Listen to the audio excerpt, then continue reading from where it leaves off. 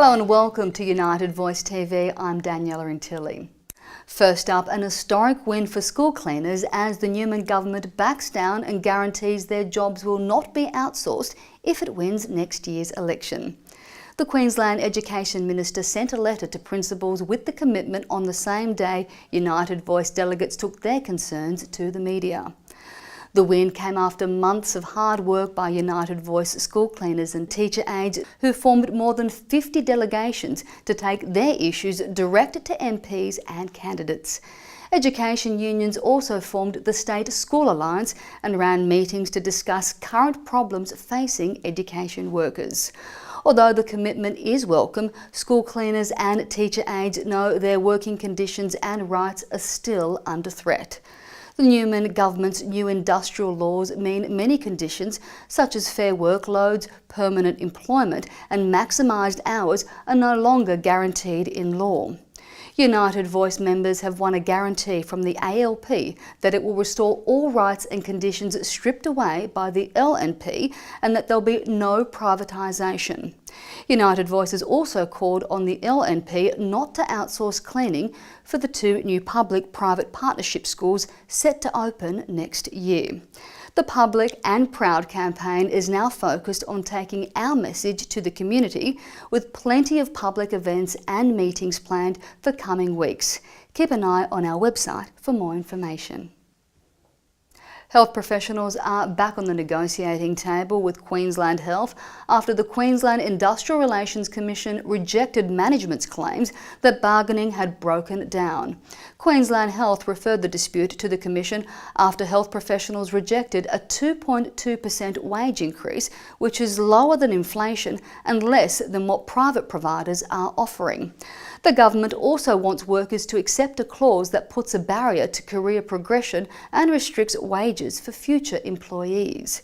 The Commission also granted United Voice a protected action ballot. Members will get to vote on industrial action in the coming weeks if negotiations are not finalised. Meanwhile, the Patients Before Profits campaign is continuing across the state with successful rallies throughout southeast Queensland. The health professionals campaign was sparked by the Central Queensland Health and Hospital Board's decision to outsource medical imaging. United Voice health members know that a government obsessed with privatisation could outsource all local health services and that no hospital is safe. Health professionals are deeply worried about the impact of privatisation on patient care, as they know that outsourcing puts profits before everything, including patients. Check out our United Voice Health Queensland Facebook page for details about our next hospital rally. United Voice has joined with other unions to fight the attacks by Tony Abbott and big business on weekend rates. The Save Our Weekend Rates campaign was launched in Townsville in August and has now been rolled out with a blitz in Cairns. Many United Voice members depend on weekend and penalty rates to make ends meet. These rates are compensation for those who work when the rest of us are relaxing with family and friends. Removing weekend pay and penalty rates will have a devastating impact on Queensland communities and local economies. League legend Brent Tate is also involved in the campaign, and he launched the campaign in both Townsville and Cairns recently. For more details, visit the ACTU website. United Voice has lodged a back pay claim with the Fair Work Commission against private security firm MSS for underpaying workers since July. Security officers at defence bases, hospitals, universities, government departments and manufacturing sites have all been affected.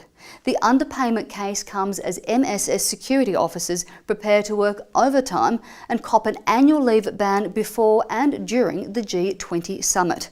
The union says security officers perform an extremely difficult job with limited resources and low pay. The least MSS could do is pay workers their legal entitlement. For more on any of these stories, go to the United Voice Queensland Facebook page.